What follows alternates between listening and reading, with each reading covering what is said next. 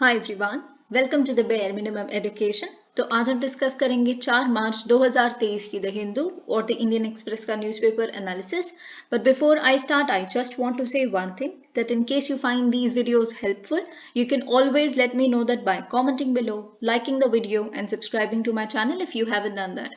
तो आज की वीडियो का पहला आर्टिकल इंडियन एक्सप्रेस के एक्सप्लेन्ड सेक्शन का एक आर्टिकल है, hidden corridor in 4500 year old Giza pyramid, significance of find. देखिए ये आर्टिकल वन लाइनर के रूप में स्पेसिफिकली आपके प्रीलिम्स के पर्सपेक्टिव से बहुत इंपॉर्टेंट है, और ज़्यादा इंपॉर्टेंट इसलिए हो जाता है क्योंकि हमारे रिपब्लिक डे पे इस बार के चीफ गेस्ट इजिप्शियन प्रेसिडेंट थे। तो अगर इजिप्ट से रिलेटेड ऐसी कोई फाइंडिंग आती है तो आपको उसका एटलीस्ट कोर पता होना चाहिए, जिस्ट पता होना चाहिए, जो आपके पेपर में पूछा जा सकता है। तो देखिए यहाँ क्या हुआ है, 9 मीटर लंबा और 2 मीटर का विड्थ का एक कॉरिडोर, हिडन कॉरिडोर हमने अनअर्थ किया है, यानी कि साइंटिस्ट ने अनअर्थ किया है। कहाँ पे अनअर्थ किया है? The great pyramid of Giza पे। ठीक है, तो देखिए आपको ये बात पता है कि जब आप 7 वंडर्स पढ़ते हैं तो उसमें से एक है। तो ये जो ग्रेट पिरामिड है, द ग्रेट पिरामिड, ये गीजा कॉम्प्लेक्स, जो गीजा पिरामिड कॉम्प्लेक्स है, उसमें 3 पिरामिड्स हैं, उसमें से सबसे बड़ा और सबसे ओल्डेस्ट पिरामिड ये है। तो ये आपको बेसिक चीज पता होनी चाहिए, जिसे हम पिरामिड ऑफ खुफू भी कहते हैं। ठीक है, हम क्यों कहते हैं पिरामिड ऑफ खुफू? क्योंकि इसको जिस समय बनाया गया था उस समय जो राजा वहां के थे उनका नाम खुफू था। तो ये कुछ बेसिक चीजें जो आपको पता होनी चाहिए। और साथ ही में इनिशियल डिस्कवरी के लिए क्या टेक्नोलॉजी यूज की गई थी। देखिए एक यहाँ पे टेक्निक, इमेजिंग टेक्निक का नाम लिखा है कॉस्मिक रे मुऑन रेडियोग्राफी। तो देखिए अगर आप थोड़ी सी भी साइंस जानते हैं तो आपको पता है कि इसमें मुऑन्स के बारे में आपको पता है, सब एटॉमिक पार्टिकल्स होते हैं। So you use the penetrative power of these cosmic सब एटॉमिक पार्टिकल्स ओनली। बिल्कुल एक्सरे की तरह काम करता है, पर एक्सरे छोटे ऑब्जेक्ट्स को यूजुअली स्कैन करने में ज्यादा सक्षम होते हैं, और ये बड़े लार्जर ऑब्जेक्ट्स को स्कैन करने में, इमेज करने में हेल्प करता है। तो इसके माध्यम से हमने ये फाइंडिंग की है।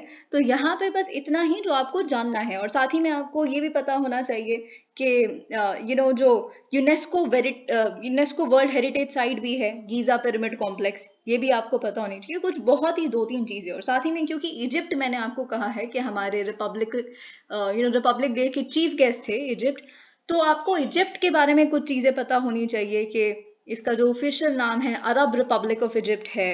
It is bordered by what and what, ये सब कुछ हम देख चुके हैं कि मेडिटेरेनियन सी इसके नॉर्थ पे है, रेड सी इसके ईस्ट पे है, सूडान इसके साउथ में है, लीबिया इसके वेस्ट में है, ये सब कुछ आप जानते हैं। और अगर हम जो गल्फ ऑफ अकाबा है, अकाबा पोर्ट के बारे में आप जानते हैं जॉर्डन में, और ये भी बहुत इंपॉर्टेंट है आपके लिए क्योंकि जॉर्डन ने अभी रिसेंटली टॉक्स मीडिएट की है इसराइल और पैलेस्टीन के बीच में। तो जॉर्डन में अकाबा पोर्ट है, अकाबा भी आपको याद रखना है। ओके, तो जो गल्फ ऑफ अकाबा है, ओके, इसके नॉर्थ ईस्ट में वो सेपरेट करता है इजिप्ट को जॉर्डन और सऊदी अरेबिया से। तो ये चीज आपको पता होनी चाहिए। रेड सी के लिए एक निमोनिक भी होता है, डेसी।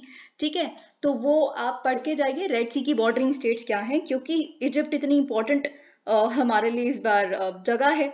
तो आपको रेड सी के बारे में, मेडिटेरेनियन सी के बारे में कुछ कुछ चीजें पता होनी चाहिए। और ऑफ कोर्स ये तो आपको पता ही है कि Cairo is the capital of Egypt. Alright, तो let's move on to next article. अब देखिए कल आपको याद होगा, अगर आपने कल की वीडियो नहीं देखी तो प्लीज देखिए। आपको लग रहा होगा कि थोड़ी सी बड़ी है यूजुअल ड्यूरेशन से, इतनी भी बड़ी है नहीं है, पर क्योंकि कल बहुत कुछ लैंडमार्क आया है, ईसीआई वर्डिक्ट, जिसमें बहुत चीजें आपको जाननी जरूरी हैं, और भी बहुत कुछ जो आपके पेपर के पर्सपेक्टिव से बहुत इंपॉर्टेंट है। तो कल की वीडियो प्लीज जाकर देखिए। पर ये जो हम यहाँ पे एक्सप्लेन सेक्शन में देख रहे हैं, हाउ फॉरेस्ट सर्टिफिकेशन वर्क्स, इसको बताने से पहले, समझाने से पहले आपको कल के वीडियो में एक छोटी सी चीज बतानी पड़ेगी कल की वीडियो की, जो है कॉन्फ्लिक्ट वुड्स के बारे में। तो देखिए क्या है ना, इंडिया के ऊपर एक एलिगेशन लग रही है कि इंडिया एक लीकेज कंट्री की तरह साबित हो रही है। लीकेज कंट्री किस टर्म्स में? एक्चुअली क्या है कि म्यांमार में जनता का कू हुआ था 2021 फरवरी के महीने में, राइट? तो अब क्या है, जैसे आप रशिया के केस में वेस्टर्न एलिगेशंस क्या देखते हैं कि वॉर को सपोर्ट इसलिए नहीं करना, या रशिया से, पुतिन से ऑयल और नेचुरल गैस इसलिए नहीं लेने क्योंकि जो ऑयल और नेचुरल गैस से रेवेन्यू जनरेट होगा तो वो पुतिन क्या करेंगे, उस रेवेन्यू को यूज करके यूक्रेन में किलिंग्स करेंगे। तो कहीं ना कहीं इनडायरेक्टली आप भी यूक्रेन की उस किलिंग्स में इन्वॉल्व हो जाते हैं, क्योंकि आप फंड कर रहे हैं इनडायरेक्टली। ठीक है, तो उसी तरह का लॉजिक यहाँ भी अप्लाई होता है। म्यांमार की जनता ने जब पावर ओवरटेक की है ना, तो फिर वहां पे म्यांमार की ना जो वुड है, जो टीक और टिम्बर है, वो बहुत फेमस है। क्यों? क्योंकि बहुत ड्यूरेबल है, उसमें टर्माइट नहीं लगती, पानी के रेजिस्टेंट है, पानी के प्रति भी, है ना। So it's a very good would, है ना। तो लेकिन अब क्या है कि म्यांमार की जनता ने वहां की जो सबसे बड़ी कंपनी है इसकी, उसको भी ओवरटेक किया ऑफ कोर्स। तो उसी से यूजुअली जो रेवेन्यू जनरेट हो रहा है वो मिलिट्री, ऐसी एलिगेशंस हैं कि मिलिट्री उस रेवेन्यू को जनरेट करके ऑफ कोर्स खुद को स्ट्रेंथन कर रही है और लोगों को सप्रेस करती है उससे। ठीक है, तो अगर आप उनकी वुड खरीद रहे हैं तो कहीं ना कहीं आप भी, आपका भी एक हाथ आ जाता है इनडायरेक्टली उस सेपरेशन में। तो इसीलिए यूरोपियन कंट्रीज ने, यूएस ने बैन लगाया हुआ है कि इस तरह की वुड वहां से नहीं आनी चाहिए। तो अब हो क्या रहा है, कॉन्फ्लिक्ट वुड इसको इसलिए कहा जा रहा है, जो टीक म्यांमार की है और टिम्बर म्यांमार का है, क्योंकि देखिए वो डायरेक्टली म्यांमार से यूरोप और यूएस तो नहीं जा रही, लेकिन क्या है कि वो पहले इंडिया आती है। ठीक है, इंडिया में स्मगल होके या फिर जैसे भी, ठीक है, और इंडिया आती है और फिर इंडिया से यूएस या यूरोपियन यूनियन की स्टेट्स में जाती है, और उसके ऊपर जो ओरिजिन लिखा होता है वो एशियन ओरिजिन लिखा होता है। म्यांमार है एशिया में कौन सी कंट्री के, ये भी नहीं लिखा होता। तो India is emerging as a leakage country in this sense, और हमें इस इमेज को इम्प्रूव करना है। ओके, क्योंकि of course people look at us with high hopes and we have to do something about it। एक तो ये चीज, अब साथ ही में जैसा कि मैंने कल भी बताया था, हम GS3 में इंटरनल सिक्योरिटी का एक सेक्शन पढ़ते हैं जिसमें इंडिया म्यांमार बॉर्डर सिचुएशंस, ये सब कुछ भी पढ़ते हैं। तो इंडिया म्यांमार के केस में जो भी चैलेंजेस हैं वो ऑलरेडी जानते हैं कि sort of porous borders हैं, मिलिटेंट्स का नॉर्थ ईस्ट में जो फंडिंग हुई है, उन्होंने बहुत उसमें कहीं ना कहीं वहाँ के लोकल मिलिटेंट्स का हाथ रहा है। और हमारी ना एथनिक एफिनिटी है, हमारे जो यहाँ के ट्राइबल ग्रुप्स हैं और वहाँ के बॉर्डर के उस पार के जो ट्राइबल ग्रुप्स हैं, उनमें एक एथनिक लिंकेज है। तो बहुत सारे इस तरह के फैक्टर्स आप पढ़ते हैं, ऑलराइट। और पास्ट में मिलिट्री की जो रिजीम्स आई हैं, चाहे वो जनता है चाहे वो डेमोक्रेटिक सरकारें हैं, ठीक है, खैर वो तो एक ही बार हुआ है, तो उन्होंने काफी इंडिया को सपोर्ट किया है एक्स्ट्राडाइट करने में वहां के जो मिलिटेंट्स हैं जो वो पकड़ते हैं, जिन्होंने इंडिया पे कोई इस तरह का अटैक किया होता है या फिर फंड किया होता है, ठीक है, माओइस्ट एक्टिविटीज को। तो उन्होंने काफी सपोर्ट किया है इंडिया को इस सेंस में। तो ये कुछ चैलेंजेस तो आप जानते हैं, लेकिन क्योंकि ये एक इमर्जिंग ट्रेंड है कॉन्फ्लिक्ट वुड की स्मगलिंग का through India, so this has also become a border issue for us. You must write it. Okay, पर यहाँ पे हम प्रीलिम्स के पर्सपेक्टिव से भी अब देख लेते हैं क्या लिखा है, बहुत इंपॉर्टेंट है कई चीजें। Europe and the United States have passed laws that regulate the entry and sale of forest based products in their markets. तो देखिए, खैर अगर हम इस कॉन्फ्लिक्ट वुड वाले कॉन्सेप्ट को भी अपने दिमाग से थोड़ा बाहर निकाल के यूजुअली भी बात करें, तो फॉरेस्ट प्रोडक्ट्स, आपने बहुत ही ज्यादा अनमाइंडफुल फॉरेस्ट कटिंग की हो इस तरह से, या इलीगल है इस तरह के फॉरेस्ट प्रोडक्ट्स पे भी काफी रेगुलेशन लगाई हुई है यूनाइटेड स्टेट्स और यूरोपियन कंट्रीज ने। Okay, this is where the certification, इसीलिए यहाँ पे सर्टिफिकेशन इंडस्ट्री का रोल आता है। सर्टिफिकेशन इंडस्ट्री क्या करती है, ये मल्टी लेयर ऑडिट सिस्टम की तरह काम करती है, जिसमें ओरिजिन क्या है, कहाँ से आई है, किस कंट्री से आई है, क्या हमें पता है कि उस कंट्री में बहुत ही ज्यादा डिफॉरेस्टेशन प्रैक्टिस की जा रही है, स्टेट सपोर्टेड है deforestation and all of that, इसीलिए ओरिजिन का सर्टिफिकेशन। दूसरा लीगैलिटी, लीगल वे में हुई है कि नहीं, ऑथेंटिकेटेड है कि नहीं। तीसरा सस्टेनेबिलिटी, जैसे कि मैंने आपको बताया। Okay, sustainability of forest products such as timber, furniture, handicraft, paper, pulp, rubber and many more. अब देखिए यहाँ पे कई चीजें आपके लिए कॉन्सेप्चुअली बहुत इंपॉर्टेंट है। देखिए, डिफॉरेस्टेशन स्टॉप करने का मतलब ये नहीं होता कि आप फॉरेस्ट को हार्वेस्ट करना है, काटना ही बिल्कुल छोड़ दें, बिल्कुल भी नहीं। ठीक है, पर वो सस्टेनेबल मैनर में होना चाहिए। In fact periodic harvesting of trees, time to time पे उन्हें काटना बहुत जरूरी है, और it is healthy for them, क्योंकि ट्रीज का अपना एक लाइफ स्पैन है जिसके बियॉन्ड वो डाई और डीके करना शुरू हो जाते हैं, मरना या डीके करना शुरू हो जाते हैं। ठीक है, और साथ ही में एक उम्र के बाद जो ट्रीज की कैपेसिटी, हम कहते हैं ना कार्बन सिंक की तरह एक्ट करते हैं, क्योंकि कार्बन डाइऑक्साइड अब्जॉर्ब कर लेते हैं और कार्बन सिंक की तरह एक्ट करते हैं ट्रीज। पर उधर भी एक कैच है, वो कैच ये है कि उनकी जो कैपेसिटी है अब्जॉर्ब करने की कार्बन डाइऑक्साइड को, वो सेचुरेट हो जाती है एक पर्टिकुलर एज के बाद। तो इसीलिए हार्वेस्ट करना टाइम टू टाइम बहुत इंपॉर्टेंट है। आपके प्रेलिम्स के लिए ये एक फैक्ट है कि जो यंगर ट्रीज हैं they are more efficient at capturing carbon dioxide, very important. Okay, the problem arises only when trees are okay. तो प्रॉब्लम यही है कि आप इनडिस्क्रिमिनेटली नहीं फेल डाउन कीजिए ट्रीज को। ओके, तो वही चीज के देखिए, हर किसी का नेचुरली खुद को रीजनरेट करने का एक टाइम है, प्रोसेस है, ये कैपेसिटी है। हमारी नेचुरल रीजनरेशन की कैपेसिटी से ज्यादा आप कट कर देंगे तो फिर वो अनसस्टेनेबल हो जाता है। बस यही हमारा मोटिव है। तो इसीलिए अभी जो है 2 मेजर इंटरनेशनल स्टैंडर्ड्स एग्जिस्ट करते हैं इस सर्टिफिकेशन मेथड के लिए। Okay, for sustainable management of forest and forest based products. Okay, तो पहला is developed by Forest Stewardship Council, जो हमने कल भी देखा था, FSC। ओके, और दूसरा है programme for endorsement of forest certifications, PEFC। जो FSC सर्टिफिकेशन है ज्यादा पॉपुलर है और ज्यादा एक्सेप्टेबल भी है, ये आप जानते हैं, और काफी डिमांड में है, लेकिन कुछ ज्यादा ही एक्सपेंसिव भी है। तो देखिए, जो ऑर्गेनाइजेशंस हैं जैसे स्टूवर्डशिप काउंसिल और PEFC, ठीक है, ये ऐसा नहीं है कि खुद ऑडिट करते हैं, नहीं, ये बस स्टैंडर्ड्स बनाते हैं कि अच्छा ऐसे ऐसे ये मैच करता है, ये मैच करता है, ये मैच करता है, तो ठीक है, इनको सर्टिफिकेट दे दो, एलिजिबल हैं सर्टिफिकेट के लिए। ठीक है, so they are just, they make standards, they lay down the standards. Okay, जैसे हमारे भारत के केस में ब्यूरो ऑफ इंटरनेशनल स्टैंडर्ड्स, आप जानते हैं, बिल्कुल वैसा ही काम ये करते हैं। They are not involve in the evaluation and auditing of the processes being followed by forest managers or manufacturers or traders। ठीक है, इसके लिए क्या होता है, सर्टिफिकेशन बॉडीज हैं जो ऑथराइज की जाती हैं FSC और PEFC ही द्वारा। ठीक है, तो द सर्टिफिकेशन बॉडीज ऑफन सब, अब ये जो सर्टिफिकेशन बॉडीज हैं ये भी इनफैक्ट खुद का काम आउटसोर्स कर देते हैं छोटे छोटे ऑर्गेनाइजेशन को। अब ये जो PEFC है, does not insist on the use of its own standards. PEFC नहीं कहती कि आप मेरे स्टैंडर्ड्स को मानिए, बल्कि ये कहती है जो नेशनल, आप नाम पढ़िए ना यहाँ पे, ठीक है, programme for endorsement of forest certification. Endorsement in the sense कि जो नेशनल लेवल पे, सरकार को भी तो पता है, सरकार को चुना ही इसलिए जाता है क्योंकि उनको सब कुछ पता होता है, उनको हर चीज में लॉ मेकिंग का इल्म है। ठीक है, तो इसीलिए वो सब कुछ बनाएंगे। तो इसीलिए जो नेशनल स्टैंडर्ड्स एग्जिस्ट करते हैं सस्टेनेबल फॉरेस्ट्री के लिए, उन्हें एंडोर्स किया जाए। अगर एंडोर्स करते हैं आप तो ठीक है, आपको सर्टिफिकेशन मिलेगा।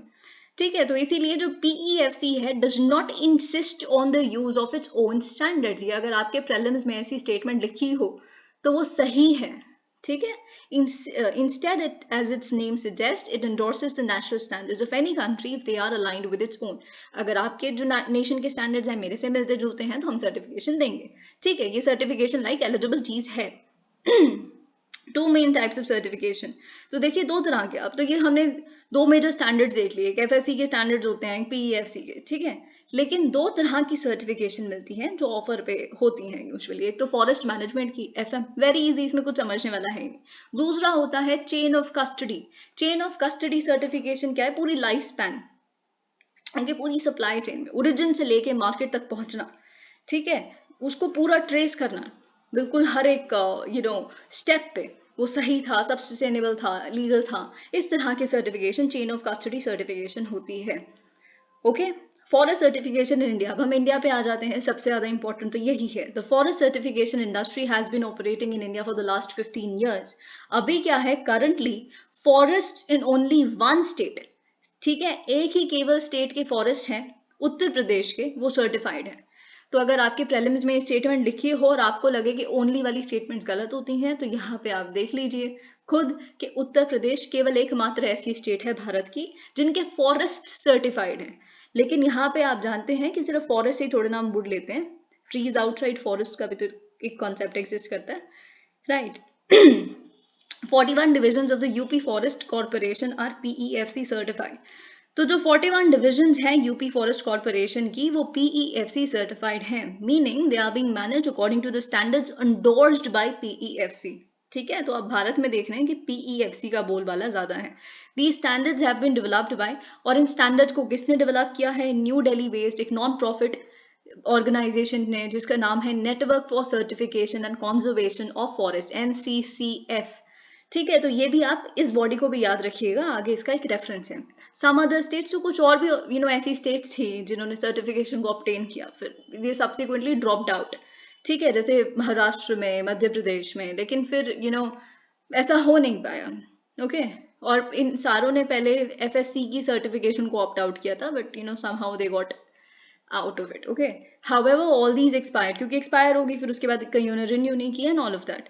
ठीक है, many agroforestry projects such as those run by ITC and several paper mills to have forest management certification.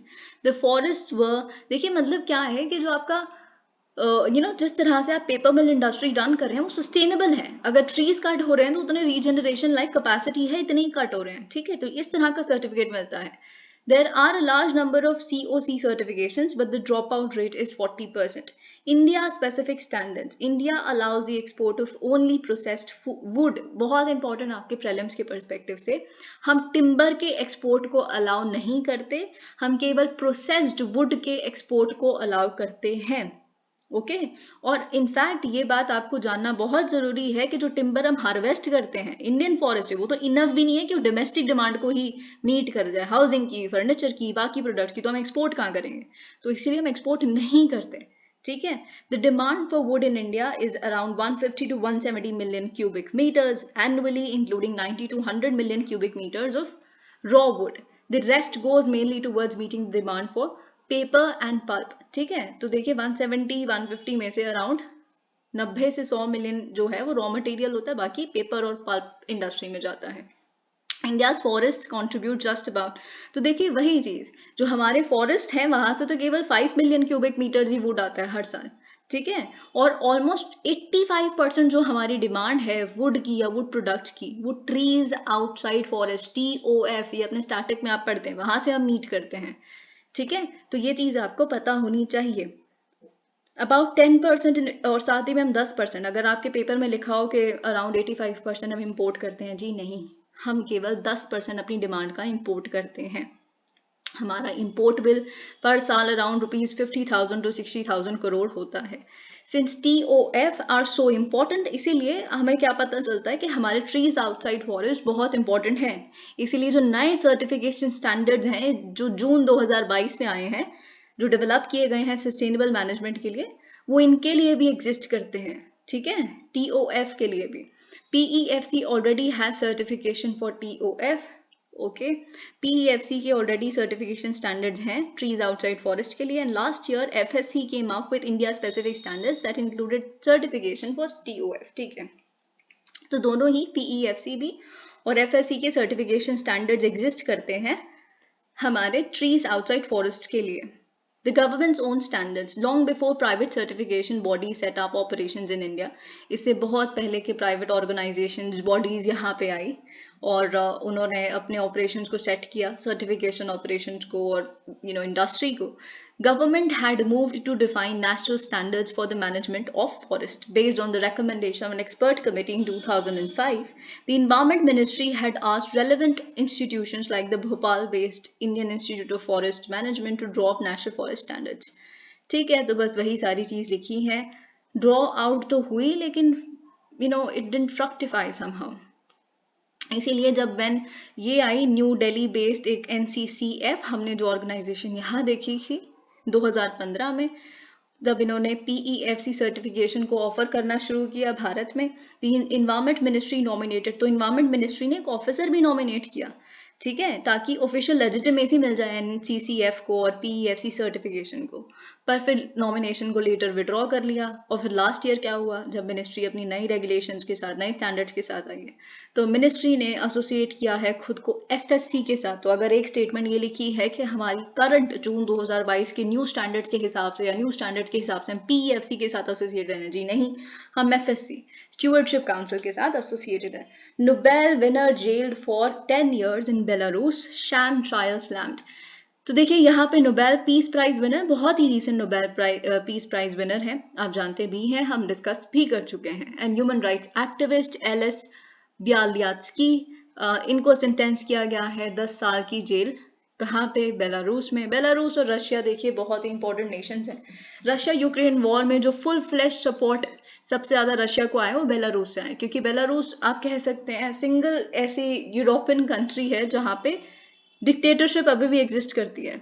ठीक है, sort of dictatorship ही आप कह सकते हैं, जहाँ के प्रेसिडेंट अलेक्जेंडर लुकाशेंको हैं, ठीक है, he is a staunch ally of Russia, जो पिछले 30 साल से बेलारूस में रूल कर रहे हैं with an iron hand. Okay, तो वो हर किसी को जेल में डाल देते हैं जो भी उनको क्रिटिसाइज करते हैं, ठीक है, और जो भी ह्यूमन राइट्स की आइडिया को प्रमोट करने की कोशिश करते हैं। इनको 2021 में अरेस्ट किया गया था, जब और आप जानते हैं फिर इनको नोबेल प्राइज भी बहुत रिसेंटली मिला था। और क्यों अरेस्ट किया गया है, क्योंकि और क्यों सेंटेंस किया गया है, क्योंकि ये प्रोटेस्ट को फंड करते हैं, ऐसा वहां के कोर्ट ने, ट्रायल कोर्ट ने कॉन्विक्शन लगाया है कि आप जो भी ऐसी तरह की प्रोटेस्ट हैं सरकार के खिलाफ, ऑर्गेनाइजेशंस के खिलाफ, यू फंड देम।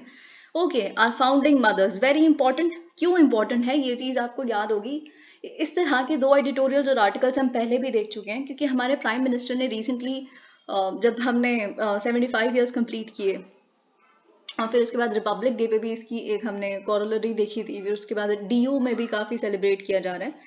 तो व्हाट इज हैपनिंग लेटली इसके जो हमारे कॉन्स्टिट्यूशन में, या फिर हमारी जो विमेन फ्रीडम फाइटर्स थी या कॉन्स्टिट्यूशन मेंबर्स, विमेन मेंबर्स थी कॉन्स्टिट्यूंट असेंबली की, उसके बारे में प्राइम मिनिस्टर ने कॉल आउट किया है लोगों को, रीड अबाउट देम एंड, और बाकी जो डॉक्यूमेंट्रीज बनाते हैं लोग, उनको बोला you make documentaries on women constituent assembly members, Indians should know more about them. ठीक है, तो ये एक हिंट है कि आपको क्या प्रिपेयर करना है। ठीक है, तो उसी तरह के कुछ यहाँ पे हम अच्छा मटेरियल है बहुत ज्यादा, जो बाकी तो जो आप थोड़ा बहुत इधर उधर का लिख देंगे क्या था क्या नहीं था, पर यहाँ पे जो इतना भी लिख देंगे ना, अगर एक डायरेक्ट क्वेश्चन आता है, ये जॉब इज डन।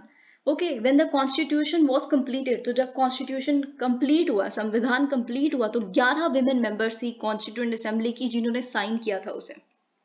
ओके, क्या क्या नाम है उनका, जी दुर्गाबाई, ओके, अम्मू स्वामीनाथन, अमृत कौर, राजकुमारी अमृत कौर तो आप जानते ही हैं, दक्षाणी वेलायुधन, हंसा मेहता भी आप जानते होंगे, रेणुका रे भी आप जानते होंगे, सुचेता कृपलानी तो बिल्कुल ही जानते होंगे। ठीक है, पूर्णिमा बनर्जी, बेगम एजाज रसूल, कमला चौधरी एंड एनी मैस्करीन। तो ये 11 नाम में से 5 तो नाम याद कर ही लीजिए, बहुत इंपॉर्टेंट है। सबसे ज्यादा आसान क्या होगा, राजकुमारी अमृत कौर, फिर उसके बाद रेणुका रे, हंसा मेहता, सुचेता कृपलानी, ठीक है, और बेगम एजाज रसूल भी आप याद रख सकते हैं। ठीक है, तो इस तरह से यू रिमेंबर देम, अगर आपके प्रेलिम्स में आ जाए, क्योंकि प्राइम मिनिस्टर ने कहा है कि विच ऑफ द फॉलोइंग वो एक्चुअली कॉन्स्टिट्यूएंट असेंबली की 11 मेंबर्स जिन्होंने साइन किया था कॉन्स्टिट्यूशन में, तो आपको ये नाम पता होने चाहिए, फिर तो सारे ही पता होने चाहिए।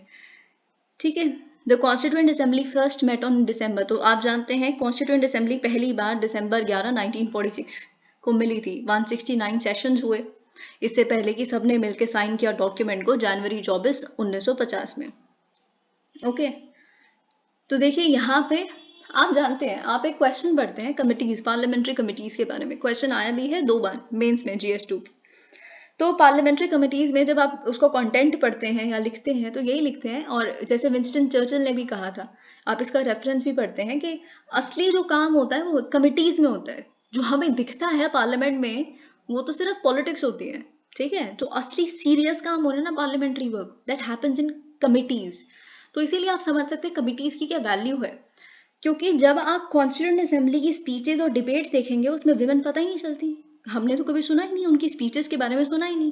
क्यों नहीं सुना, क्योंकि वो सबसे ज्यादा कंफर्टेबल थी कमिटीज में रह के काम करना, because it was more intimate setting as compare to the large and जो जिस तरह की सेटिंग्स में कॉन्स्टिट्यूएंट असेंबली डिबेट्स हुआ करती थी। ठीक है, तो जहाँ पे उनको बैक बेंचर्स का दर्जा मिलता था। ओके, क्योंकि मेन ऑफ कोर्स डोमिनेटेड वो सेटअप था जिसमें माइक्रोफोन्स पे leaders would talk, male members, तो दे वर मोर कंफर्टेबल कमिटीज में वर्क करने के लिए। कि एग्जाम्पल है बहुत अच्छा आपके लिए, ठीक है, जो हमारी हिस्ट्री से मिलता है। तो वैसे ही एक यहाँ पे एडवाइजरी कमिटी थी, वल्लभ भाई पटेल जी के नेतृत्व में इसे हमने देखा था। और इस एडवाइजरी कमेटी की भी 2 सब कमिटीज थी, फंडामेंटल राइट सब कमेटी और माइनॉरिटीज सब कमेटी। ठीक है, बहुत ही इंपॉर्टेंट, जो हंसा मेहता और अमृत कौर वो दोनों ही एडवाइजरी कमेटी में थी। ठीक है, और दोनों ही फंडामेंटल राइट सब कमेटी की मेंबर थी, और जो कौर, अमृत कौर, वो माइनॉरिटी सब कमेटी की भी मेंबर थी। ठीक है, तो यहाँ पे जी Durgabai occupied effective position in 2 important committees on procedural affairs, The steering committee and the rules committee, women members were present. So women members were present. They were highly active on almost all significant committees and sub committees. बहुत सारी जगहों पे आप क्या लिखेंगे, उनका क्या role था, बहुत सारी चीज़ों पे वो डिसएग्री करते थे। जो आप आज देखते हैं उन चीज़ों से उन्होंने नोट्स ऑफ डिसेंट लिखे, ठीक है, तो कि हम इससे अग्री नहीं करते। तो कुछ कुछ इंपॉर्टेंट यहाँ पे एग्जाम्पल्स आपको मिलते हैं। Okay, in the settings of the committees, they wrote notes of dissent, as the author illustrates. Okay, Amrit Kaur और हंसा मेहता ने नोट ऑफ डिसेंट रखा था कि क्यों आप यूनिफॉर्म सिविल कोड को नॉन जस्टिसिएबल राइट्स बना रहे हैं। यूनिफॉर्म सिविल कोड जो है उसको तो फंडामेंटल राइट बनाना चाहिए, क्योंकि वो वुमेन, देखिए यूनिफॉर्म सिविल कोड का सबसे बड़ा जेंडर इक्वालिटी उसके कोर पे लाई करता है, ठीक है, across religion, across caste, across whatever, ठीक है, equality is what lies at the core of uniform civil code, और being women members of course they stood for it and they stood firm by that, और उन्होंने notes of decent लिखे थे क्यों DPSP में डालना है ये सब कुछ। ओके, तो यूनिफॉर्म सिविल कोड का एक यहाँ पे हंसा मेहता और अमृत कौर जी का आप रेफरेंस लिख सकते हैं। साथ ही में Amrit Kaur also wrote 2 long notes of dissent expressing her disagreement in principle with any kind of reservation to any community. बहुत इंपॉर्टेंट, उन्होंने रेजर्वेशन किसी भी कम्युनिटी, देखिए आप जानते हैं कि बहुत बातचीत होती है कि रेजर्वेशन बिल विमेन के लिए आना चाहिए। जैसे अगर पंचायती राज में हमने एम्पावरमेंट देखी है, तो अगर हम पार्लियामेंट में भी 1/3 सीट जो है वो वुमेन के लिए रिजर्व कर देंगे तो हम एम्पावरमेंट देखेंगे, बिकॉज मेल डोमिनेटेड है politics and all of that, ठीक है, ये आप जानते हैं। लेकिन जब आप हमारे कॉन्स्टिट्यूशन मदर्स को डेट करेंगे और उनकी बातें सुनेंगे, जैसे आप सरोजिनी नायडू का ही सुन लीजिए, ठीक है, तो वो तो खैर आप सब जानते हैं उनके बारे में। She was very much against reservation for women, very very much against, क्योंकि उनको ऐसा लगता है कि, और ये अमृत कौर जी तो हर तरह की रेजर्वेशन, क्योंकि उनको ऐसा लगता था कि रेजर्वेशन से कॉन्फिडेंस नहीं आ सकता कभी भी विमेन में, ठीक है, कि हमने खुद अर्न किया है जो आज हमें मिल रहा है। तो ये इनका मेन यहाँ पे मुद्दा था, रेजर्वेशन बिल विमेन के लिए बिल्कुल आ सकता है क्वेश्चन आपके मेंस में।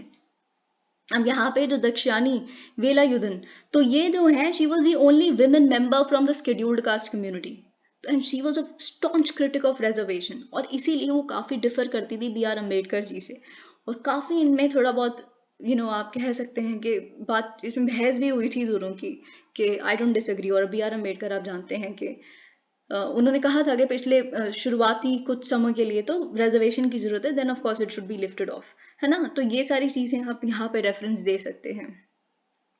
ओके, दक्षानी वेलाधुन, और कैसे from the cat coach Harijans to be represented. Okay, तो वही चीज उन्होंने कहा कि देखिए हम 70 मिलियन हैं और हमें माइनॉरिटी समझ के रिजर्वेशन क्यों दिया जा रहा है, ये इनका यहाँ पे रेफरेंस लिखा हुआ है। ओके, और कैसे, देखिए यहाँ पे आप लिख सकते हैं दिस इशू इज नॉट, अब देखिए यहाँ पे डिसेंट था नहीं था इसका मतलब नहीं है, बाकी जो जो चीजें थी उन सबको एडुकेट करना, जैसे कि दक्षानी जी ने भी यहाँ पे कहा है कि कॉन्स्टिट्यूशन असल में तब प्रैक्टिस में आएगा जब लोग जो इसमें लिखा है उसको प्रैक्टिस करना शुरू कर देंगे, जिसे हम कॉन्स्टिट्यूशनल मोरालिटी कहते हैं, ठीक है। थिंक टैंक, तो देखिए आप समझ गए होंगे अभी तक कि हम CPR की बात कर रहे हैं। तो यहाँ पे एडिटोरियल ये कहता है कि जिस समय भी भारत अपनी G20 प्रेसिडेंसी के ग्लैम में, वी आर सो हैप्पी, और सारी वर्ल्ड की जो अटेंशन है वो हमारी स्ट्रेंथ के ऊपर है, ठीक है, हमारे आइडियाज, हमारे innovation, everything about India, right. तो एक और चीज यहाँ पे लेकिन हमें पता चल रही है भारत से रिलेटेड, वो है सेंटर फॉर पॉलिसी रिसर्च का जो लाइसेंस को सस्पेंड किया गया है। It is one of the countries most respected public policy think tanks as the author says. Okay, so it is bearing the brunt of a two pronged attack. जो FCRA registration थी वो suspend कर दी गई है। हम जानते हैं FCRA हम बहुत डिटेल में डिस्कस कर चुके हैं, इसके लिए क्या होता है, अगर आप फॉरेन डोनेशंस रिसीव करती है आपकी ऑर्गेनाइजेशन या एज एन इंडिविजुअल, तो आपको SBI दिल्ली में एक अपना बैंक अकाउंट खोलना है और फिर आप वहाँ पे डोनेशंस रिसीव कर सकते हैं। पर ऑफ कोर्स जो डोनेशन आ रही है वो जिस काम के लिए आप ले रहे हैं उसी काम के लिए यूज करना है, वरना वायलेशन ऑफ लॉ हो जाता है एंड ऑल ऑफ दैट, ठीक है। ये कुछ कुछ चीजें हम पढ़ चुके हैं। So it is the law that regulates financial contributions from abroad to individuals and organizations. This freeze on foreign funds, comes amid a bid to squeeze. Okay. इससे पहले आप ये भी जानते हैं कि सितंबर के महीने में CPR पे सर्वेज हुए थे, ठीक है, नॉट रेड्स, सर्वेज जो ऑफिशियल टाइमिंग्स के दौरान होती हैं, बस बातचीत करके मैनेजर से फिर चले जाते हैं, ठीक है। तो साथ ही में सर्वेज व फॉलो, फिर उसके बाद सर्वेज के बाद क्या हुआ था, समन्स उनके स्टाफ मेंबर्स को, फिर समन्स कंक्लूड करने के बाद एक शो कॉज नोटिस भेजा गया था कि हम थ्रेटन करते हुए कि हम आपका टैक्स एग्जेम्पशन जो है, जो इनकम टैक्स एक्ट का सेक्शन 12A आपको, क्योंकि आप एक नॉन प्रॉफिट एंटिटी हैं जो आपको टैक्स एग्जेम्पशन मिलती है, ओके, तो वो भी हम रद्द कर देंगे, टैक्स एग्जेम्पशन भी छीन लेंगे। थ्रेटन किया गया था शो कॉज नोटिस के माध्यम से, क्योंकि इनकी जो टैक्स एग्जेम्पशन है वो 2027 तक थी। ओके, तो इवन अ कर, तो ऐसा ऑथर कहते हैं कि even a cursory glans at the allegations, तो एलिगेशंस अगर हम देखेंगे कि इतना टैक्स एग्जेम्पशन छीन लिया, लाइसेंस रद्द कर दिया या जो भी, तो हमें जब देखें पूरी इसकी स्टडी करेंगे तो हमें पता चलता है कि एलिगेशंस कुछ नहीं है, बेसिक टेक्निकलिटीज हैं, और छोटी छोटी बात है जो बिल्कुल इग्नोर हो सकती है, बहुत सारे केसेस में इग्नोर भी होती है। The CPR is being slapped with process as punishment. Okay, कि आपने आईटी रिटर्न्स समय पे नहीं भरी, ये वो इस तरह की चीज़ें, that the organisation is being asked to take responsibility for IT returns not filed और फाइल्ड इरेगुलरली, आपके स्टाफ द्वारा, एज एन ऑर्गेनाइजेशन भी नहीं, जैसे ऑफिस पीएन ने आपके सही टाइम पे आईटी रिटर्न्स नहीं भरी, इस तरह की चीज़ें। That it is asked to explain how publication of books, कैसे आपकी जो बुक्स थी है ना, जो आप पब्लिश करते थे, क्योंकि इनका मेन काम ही यही है, ठीक है, तो वो आपका मैंडेट तो कुछ और था, policy research and all of that, फिर आप बुक्स जो छाप रहे हो वो बुक्स आप अपने मैंडेट को तो नहीं वो कर रही है, एंड ऑल ये क्यों छाप रहे हो, आप कुछ और काम करो एंड ऑल ऑफ दैट, ठीक है। And that the IT department which includes in its notice observations and allegations not directly related to its ambit of operations, okay, तो वही सारी चीज़ यहाँ पे लिखी है। The CPR itself has been dignified in its response, और CPR ने बहुत ही डिग्निफाइड मैनर में अपना रिस्पॉन्स दिया है। उन्होंने कहा है कि हमने सच में कुछ गलत नहीं किया है, हम ड्यू प्रोसेस को फॉलो कर रहे हैं, we comply with the law, it has pointed out that it has been routinely scrutinised, और हमें तो ऑडिट किया जाता है गवर्नमेंट अथॉरिटीज़ द्वारा रूटीनली, ठीक है, तो ऐसा तो कुछ है ही नहीं, बट इट्स करंट प्रिडेक्ट, ओके, तो यहाँ पे देखिए वही सारी चीज़ लिखी है, is a part of last. तो यहाँ पे कहने की कोशिश कर रहे थे, कोई भी पॉलिसी रिसर्च जैसी या कोई भी ऐसी ऑर्गेनाइजेशन है जो फ्री एक्सप्रेशन करना चाहती है, for that of course the spaces are getting shrunk, तो वही चीज़ यहाँ पे बोली जा रही है। देखिए, the government must dispel that specter and the CPR must be left alone, in fact enable to what it does and what is an essential part of a deliberative democracy, it must continue to conduct। अब वही चीज़ यहाँ पे लिखी है कि देखिए G20 foreign ministers जो हैं रिसेंटली बिल्कुल रसीना डायलॉग हो रहा है, Raisina dialogue ministry of external affairs और एक ORF करके जो थिंक टैंक है उसके साथ हो रहा है ना। तो अगर आप थिंक टैंक्स को इतना वैल्यू करते हैं तो एक टैक्स जो इंस्पेक्टर है ना, तो क्यों वो जाके उनको बता रहे कि आप ये कर सकते हो, ये नहीं कर सकते। थिंक टैंक्स का जो एक डेमोक्रेसी में पोजीशन है, we should be respecting that, ऐसा ये एडिटोरियल कहता है। No full stops at G20, the inability, तो जैसा कि हमें पता ही था, जो G20 फॉरेन मिनिस्टर्स हैं, जॉइंट कम्युनिक या जॉइंट स्टेटमेंट मिलके एक कंसेंसस डॉक्यूमेंट निकालना बिल्कुल मुश्किल हो जाएगा। तो इसीलिए अगर ऐसा नहीं हो पाया, फाइनल स्टेटमेंट कोई नहीं हो पाई, उस पर हम अग्री नहीं कर पाए, तो हम बिल्कुल भी अचंभित नहीं हैं गिवन द करंट पोलराइज, क्योंकि जो करंट वर्ल्ड एनवायरमेंट है वो काफ़ी पोलराइज्ड है, और जो वॉर चल रही है यूक्रेन में, ठीक है, तो एक्सपेक्टेशन पहले ही नहीं थी, तो जो नहीं हुआ तो हमें कोई बहुत दुख भी नहीं हुआ। Yet the fact that the foreign ministers could not agree to reiterate a formulation of, okay, तो वही पर जो दुख यहाँ पे है कहीं मेंबर्स को, वो ये है कि जो हमने G20 समिट बाली की थी, ठीक है, जो अभी कुछ ही समय पहले हुई थी, जो उस पर हमने जॉइंट स्टेटमेंट निकाली थी, अब हम उस पर भी कायम नहीं है, ठीक है, हम वहां तक भी नहीं रीच कर पाए हैं। जैसे फ्रांस ने कहा था, जो बाली की कम्युनिक थी, जॉइंट कम्युनिक थी, उससे we won't budge an inch, उससे कुछ भी हम कम अगर निकलेगा जॉइंट स्टेटमेंट तो हम उस पर साइन ही नहीं करेंगे। इसीलिए इंडिया काफ़ी प्रेशराइज भी थी इस चीज़ को लेके। लेकिन जैसे last November underlines the deepening great, okay, the principal reason for diplomatic failure है Delhi was the decision by, तो इसीलिए रशिया, अब क्या ऐसा क्यों नहीं हो पाया, हम बाली समिट वाला जो जॉइंट स्टेटमेंट निकली थी एटलीस्ट वो तो निकाल ही सकते थे, अगर कुछ और बहुत इंटेंस नहीं, क्योंकि रशिया ने बोल दिया देखिए अब तो वो थिंग ऑफ पास्ट है। See, Bali formula was a thing of past, वो तो बहुत पुरानी चीज हो गई और अब नहीं हो सकता ऐसा। चाइना ने स्टैंड को सपोर्ट किया रशिया के, ठीक है। अब देखिए वही चीज होती है, आपको याद होगा, अब ये चीज यहाँ नहीं लिखी पर क्योंकि हम वीडियोस में डिस्कस करते हैं तो आई होप आपको याद होगा कि जब G20 की बाली समिट हुई थी ना, तो उससे कुछ समय पहले मिड टर्म इलेक्शंस हुए थे, ठीक है, यूएस के। और कैसे वही जो बाइडन, जो देखिए पहली बात तो मिड टर्म इलेक्शंस में क्या होता है ना कि यूजुअली जो सरकार जिस पार्टी की होती है उसकी ऑपोजिट सरकार जीतती है। तो रिपब्लिकन पार्टी इतना अच्छा परफॉर्म नहीं कर पाई थी, डेमोक्रेटिक पार्टी की थी। ऑल दो करप्शन और रिसेंटली इन्फ्लेशन और बहुत सारी चीज़ों के लिए अफगान ट्रूप विड्रॉल क्रिटिसाइज किया गया था इनकी पार्टी को, डेमोक्रेटिक पार्टी को, लेकिन फिर भी दे मैनेज्ड, क्योंकि जो अबॉर्शन वाली चीज़ थी वो एक फैक्टर थी जो जिसने उनको वोट दिलवाए। तो वो काफी कॉन्फिडेंस से और काफी स्ट्रेंथन होके गए थे जो बाइडन। तो ठीक है, उस समय रशिया सब कुछ अपना लूज कर रहा था, जो जो जगहें उन्होंने कैप्चर की थी यूक्रेन में, वो सब एक एक करके जाती जा रही थी यूक्रेन के पास वापस। तो वो वीकेंड पोजीशन में थे। तो इसीलिए ये बाली की जो जॉइंट स्टेटमेंट थी वो निकल पाई। लेकिन अभी चीजें बिल्कुल चेंज होगी, और इतनी जल्दी चेंज होगी, बाली समिट को हुए अभी बहुत समय नहीं हुआ। ओके, तो अब क्या है, अब रशिया दोबारा, वो बहुत सारी जगहें ऐसी हैं जो वापस ले रहा है, ठीक है। तो और इसीलिए उन्होंने कहा कि जो बाली वाली चीज थी, Bali formula was a thing of past, let's talk about something else. Okay, तो अब ये चीज है। और लेकिन फिर भी इंडिया काफी होपफुल है, क्योंकि अगर थोड़े ही समय में ये चीज ये चीज चेंज हो सकती है कि जो देश हमें एक समय पे हारता हुआ दिख रहा था वो जीत गया, यानी कि वो दोबारा ग्राउंड ले रहा है रशिया यूक्रेन में। तो हो तो कुछ भी सकता है, ठीक है। तो इसीलिए हम सितंबर को अभी भी समझते हैं हमारे पास बहुत टाइम है, हम मोस्ट प्रोबेबली एक जॉइंट स्टेटमेंट तक पहुंच जाएंगे। We haven't given up on that. Okay, India, which has the responsibility to lead the G20 at this difficult juncture, is not ready to throw in the towel. वही चीज जो मैंने आपको बताई। पर और देखिए साथ ही में सबसे इंपॉर्टेंट बात क्या है, हमने एक चीज अचीव की है ये फॉरेन मिनिस्टर्स मीट से, कि जो ग्लोबल साउथ के लिए जो क्रिटिकलिटीज हैं, जैसे food, energy security, counter terrorism, climate change, global health, disaster management, इस पे सारी कंट्रीज अग्री की हैं, सारी कंट्रीज।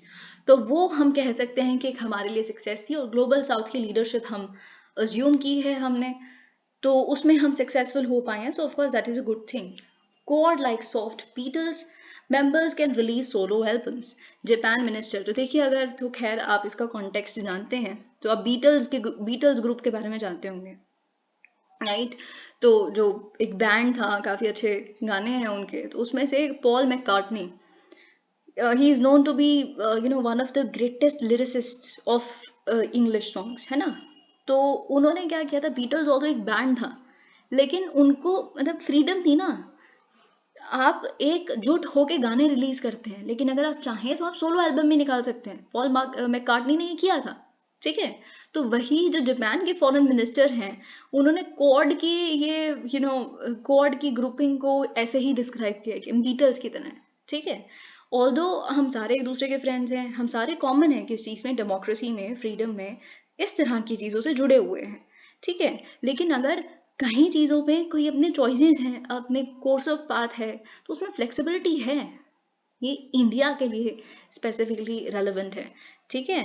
क्योंकि ये सारे बहुत हद तक काफ़ी एंटाई, रशिया, चाइना, हम किसी चीज, हम क्वाड को कोई भी एंटाई देखना ही, जैसे जैसे यहाँ पे एस जयशंकर जी ने कहा है कि जब मेरे से ये पूछा जाता है कि आप मिलिट्री ऑर्गेनाइजेशन क्यों नहीं बनने देते क्वाड को एंड ऑल ऑफ दैट, तो मेरा जवाब बस इतना है कि हम किसी चीज के लिए खड़े हैं, किसी चीज के अगेंस्ट नहीं। मैं खुद को देखना चाहता, यानी कि भारत को, क्योंकि हम देखिए बहुत कुछ है इस दुनिया में करने के लिए।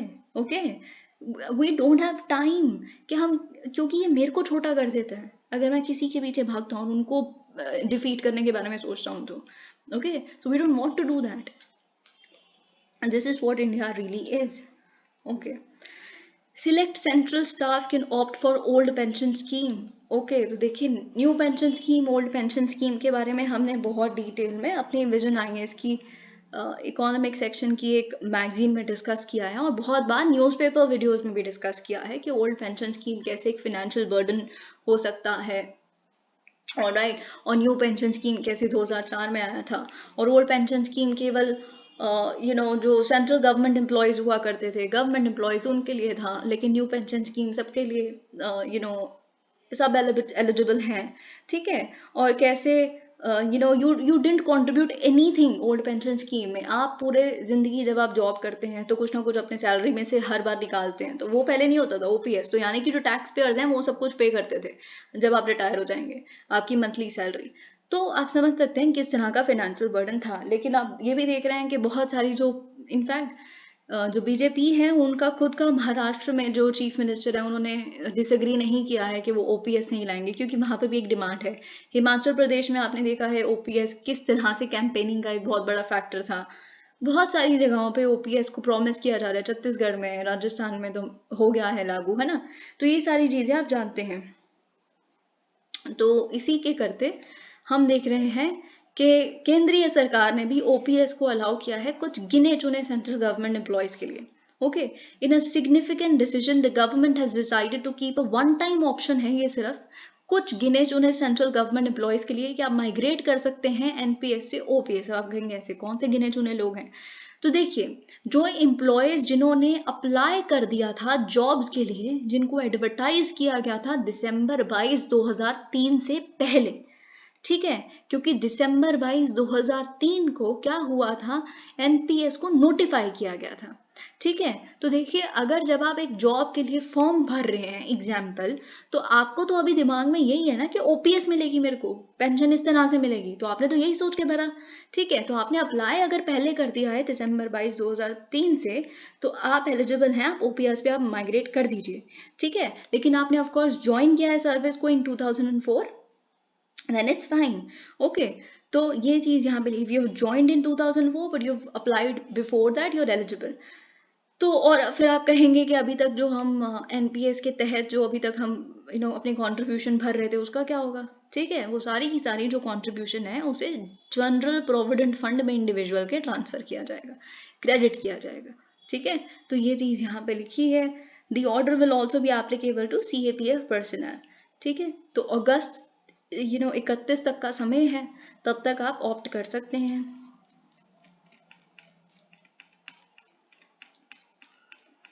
Supreme court eases norm for selection of consumer court presidents members. देखिए, यहाँ पे वैसे कुछ आपके एग्जाम के पर्सपेक्टिव से बहुत कुछ रेलेवेंट नहीं है, बहुत स्लाइट एक यहाँ पे फैक्ट है कि सुप्रीम कोर्ट ने फ्राइडे को अपनी एक्स्ट्रा ऑर्डिनरी पावर यूज करते हुए आर्टिकल 42 कंप्लीट जस्टिस, जिसके थ्रू आप कर सकते हैं, यानी कि आप लॉ भी बना सकते हैं, एग्जीक्यूटिव एक्शन भी कर सकती है जुडिशरी, जिसके तहत विशाखा गाइडलाइंस बनाई गई थी, उसी को यूज करके उन्होंने कहा है कि देखिए, पहले 20 साल का एक्सपीरियंस चाहिए होता था, प्रोफेशनल एक्सपीरियंस, अगर आपको कंज्यूमर कोर्ट्स के मेंबर बनना था या प्रेसिडेंट बनना था।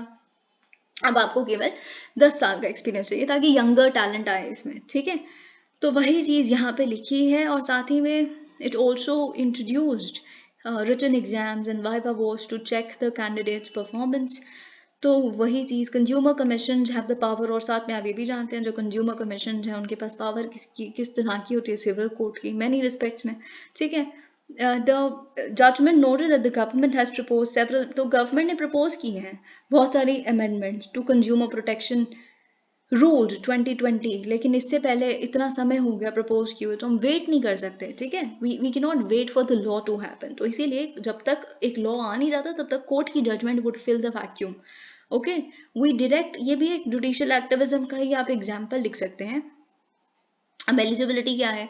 कोई भी इंसान जिसके पास एक बैचलर डिग्री है फ्रॉम रिकॉग्नाइज्ड यूनिवर्सिटी, ठीक है, और who's a person of ability, integrity, standing and having special knowledge and professional experience of not less than 10 years in consumer affairs, law, public affairs, administration, economics, commerce, industry, finance, management, engineering, technology, public health or medicine shall be treated as qualified for appointment of president and members of state commission.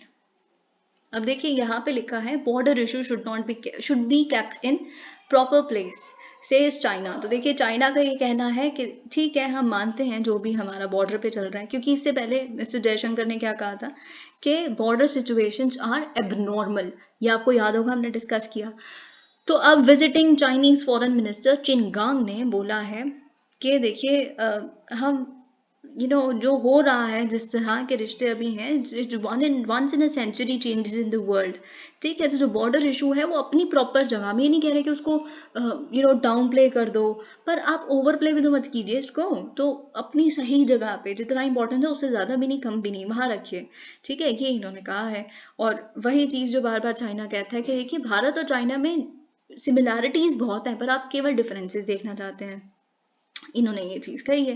पर जैसे कि आप जानते हैं, हमारा stand बिल्कुल clear है कि बॉर्डर टाइज को हम डिहाइफनेट नहीं कर सकते बाकी हमारे रिश्तों के साथ, ठीक है। तो वही चीज हमने यहाँ बोली, the Chinese side meanwhile has sought to delink the boundary from the rest of ties, even while putting forward what the Indian military has been unacceptable. Okay, तो वही चीज हमने तो अभी तक इन चीजों को जो जिस तरह की डिमांड वो रख रहे हैं उसको अनएक्सेप्टेबल ही बोला है, लेकिन चाइना ने हमारी इंडियन साइड को अपनी चेयरमैनशिप के लिए G20 के सपोर्ट किया है and is ready to strengthen communication. हर बार कम्युनिकेशन करने के लिए भी उन्होंने कहा है कि हम प्रेरित रहेंगे, प्रेरित करते हैं आपको। Safeguard the common interest in developing countries and international equity and justice so as to inject stability and positive energy into the world as neighbouring countries. वही चीज जो मैंने आपको बताया कि हम नेबर्स हैं, हमें बहुत कुछ कॉमन है, ओके। और क्योंकि हम डेवलपिंग और इमर्जिंग इकोनॉमीज हैं, तो जो इस पूरे वर्ल्ड के फ्यूचर कोर्स को चेंज कर देंगी, the future Asia and even the whole world, the two sides should implement the important consensus of the leaders of the two countries, maintain dialogue and properly resolve disputes and promote the improvement of bilateral relations and steady moving forward of the relations। तो ये सारी चीजें हमने यहाँ पे देखी। अब देखिए क्योंकि हम चाइना देख रहे हैं तो फिर हम क्वाड भी देख लेते हैं कि क्वाड की कंट्रीज ने क्या बोला है। इंडिया ने भी ऑफ कोर्स ज्वाइन किया है क्वाड की मेंबर्स की इस कॉलिंग में कि जस्ट और लास्टिंग पीस होना चाहिए यूक्रेन में और रिस्पेक्ट होना चाहिए रूल्स बेस्ड ऑर्डर। कहाँ पे? साउथ चाइना में और ईस्ट चाइना में, ठीक है। यहाँ पे चाइना का रेफरेंस आ गया और यहाँ पे रशिया का रेफरेंस आ गया। Okay, so this is first such meeting by the grouping that is seen to criticize both Russia and China. The statement that was released after Quad Foreign Ministers meeting hosted by External Affairs Minister S. Jaishankar in New Delhi was met with sharp responses. तो देखिए वही चीज़ जैसे Russia और China कहती है कि quad grouping जो है डिसरप्टिव है, एक्सक्लूजनरी है, ब्लॉक मेंटालिटी है, जो अभी तक कोल्ड वॉर के बाद भी गई नहीं है यूएस के दिमाग से, वही सारी चीज़ें यहाँ पे लिखी हैं। और लेकिन देखिए फिर जब सार्गे लेवरोव से पूछा गया कि क्वाड के मेंबर्स मिले हैं, आप क्या कहना चाहेंगे इस पे, तो कहते तो अरे तो फिर रशिया, चाइना और भारत भी मिलने वाले हैं, आप इस पे क्या कहना चाहेंगे। तो this is how diplomacy works. We continue to discuss our responses to the conflict in Ukraine and immense human suffering it is causing. तो वही चीज़ हमने जॉइंट स्टेटमेंट देख ली, there is nothing much to be done here. अब देखिए World Bank हमें lend करेगा $1 billion on support to India's health sector. तो वर्ल्ड बैंक $1 बिलियन भारत को देगा, किस चीज के लिए? To help us with preparedness for future pandemics as well as हमारे हेल्थ इंफ्रास्ट्रक्चर को स्ट्रेंथन करने के लिए। इस लेंडिंग को 2 पार्ट्स में डिवाइड किया गया है, $500 मिलियन ईच, ठीक है। तो this combined financing of $1 billion, the bank will support India's flagship प्रधानमंत्री Ayushman Bharat health infrastructure mission, जिसको हमने अक्टूबर 2021 में लॉन्च होता हुआ देखा। इससे क्या होगा? पब्लिक हेल्थ केयर इंफ्रास्ट्रक्चर को पूरे भारत में इम्प्रूव किया जाएगा। Better service delivery in addition to the national interventions, one of the loans will prioritize एक इन national interventions तो हमने देख लिया, आयुष्मान भारत वगैरह को प्रायोरिटाइज करते हुए और भी चीज़ों को प्रायोरिटाइज किया जाएगा, जैसे health service delivery in 7 states। 7 is the number you must remember, जिसमें आंध्र प्रदेश आता है, Kerala, Meghalaya, Orissa, Punjab, Tamil Nadu and Uttar Pradesh. Punjab is what you will have to remember because we are seeing a lot of things there. The $500 public health systems for pandemic preparedness and program। Okay तो देखिए यहाँ पे एक जो जैसे कि हमने फैक्शन देखा था पैंडेमिक प्रिपेयरनेस के लिए होगा, एक होगा हेल्थ इंफ्रास्ट्रक्चर के लिए। तो पहला $500 मिलियन यहाँ जाएगा, ठीक है। It will support governments efforts to prepare India surveillance system to detect and report epidemics of potential international concern, ठीक है। और साथ में जो दूसरा वाला पार्ट है वो उसका नाम क्या है? Enhanced health service delivery programme, जो सरकार के एफर्ट्स को ताकि हम स्ट्रेंथन कर सके सर्विस डिलीवरी को, उसको हेल्प करेगा। Okay, through a redesign primary health care model which includes improved household access to primary health care facilities. Okay, stronger links between each household and its primary. Okay, वही सारी चीज़ें, assessment होगी non communicable diseases की and all of that. अब देखिए finally US ने blame किया है इंडियन फर्म को for cough syrup deaths in Gambia. तो क्योंकि अभी रिसेंटली हमने प्रधानमंत्री भारतीय जन औषधि परियोजना इकोनॉमिक सर्वे में भी पढ़ा कि कैसे it has been a game changer. Recently we also saw a conference of the particular scheme where of course our health minister was talking about it, कैसे हमने जेनेरिक मेडिसिन को एक्सपोर्ट भी किया है, कैसे इतनी सारी कंट्रीज को हेल्प किया, और हमने बाकी कंट्रीज को भी कहा है कि आप भी ये कर सकते हैं, ठीक है। तो वैसे ही लेकिन अगर हम फार्मा हब बनने का सपना देखते हैं या अगर हम खुद को मानते हैं तो कुछ रेगुलेटरी इनिशिएटिव्स को हमें स्ट्रेंथन अप करना पड़ेगा, क्योंकि जो गैम्बियन डेथ्स हुई हैं, फिर उसके बाद उज़्बेक डेथ्स हुई हैं, और कैसे यूएस में 50 जो कैटरैक्ट और ब्लाइंडनेस के केसेस आए हैं वो हमारे चेन्नई बेस्ड एक आई ड्रॉप कंपनी के लिंक की वजह से आए हैं। ये सारी चीजें we will have to deal with, it should not happen, हमारी क्रेडिबिलिटी का सवाल है। Okay, so in an investigation report by the top public health body of the US, Center for Disease Control, तो जो Center for Disease Control है CDC US की, उन्होंने basically सारी जो इन्वेस्टिगेशन की है गैम्बियन डेथ्स में, तो उन्होंने जो किडनी इंजरी की वजह से, तो उन्होंने बोला कि हमें तो स्ट्रॉन्ग लिंक लगता है किस चीज़ के बीच में, इन डेथ्स के बीच में, और और जो उन्होंने कंज्यूम किया था कफ सिरप को, which was manufactured by Indian based made in pharmaceuticals, Sonipat based company, Haryana based company, ठीक है। तो यही चीज़, और कैसे सीडीसी की रिपोर्ट बताती है कि इसमें कंटामिनेंट्स थे डाईथाइलिन ग्लाइकोल और इथाइलिन ग्लाइकोल, जो इंडस्ट्री बेस्ड ये चीज़ें हैं, it shouldn't have been there. Okay, तो वही चीज़ें यहाँ पे लिखी हैं, लेकिन इंडियन गवर्नमेंट ने अभी भी यही चीज़ मेंटेन की है कि हमने भी जब ये केसेस आए तो हमने इन्वेस्टिगेशन की, हमने कंट्रोल सैंपल्स दिए कंपनी में से कफ सिरप के ही, हमें तो इस तरह के कंटामिनेंट्स नहीं मिले। Thank you so much. Okay, one thing is left here. India scores 74.4 in World Bank index on working women. The laws affecting the Indian working women's pay and pension do not provide for equality with Indian men, dragging India's score in a World Bank index of the life cycle of a working woman down to 74.4 out of a possible 100. तो जब आपका 100 का score होता है index में, तो इसका मतलब होता है कि विमेन इक्वल स्टैंडिंग पे है मेन के कंपैरिजन में on all 8 indicators being measured according to world bank's women business and law 2023 report.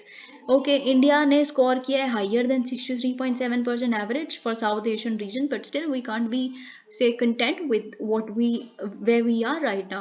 Okay, though lower than Nepal से कम है हम, which had the highest in the region, 80.6 score है इनका, ठीक है। तो यहाँ पे of the 190 economies covered in the index only 14 scored a perfect, तो 14 यहाँ पे कंट्रीज ने perfect 100 भी स्कोर किया, Belgium, Canada, Denmark, France, Germany, Greece, Luxembourg, Netherlands, पुर्तगाल, स्पेन, स्वीडन, तो यूएस तो यहाँ पे भी नहीं है ना, चाइना है। For India the index used data on laws applicable in Mumbai, viewed as country's main business city. All right, thank you so much. Please like the video.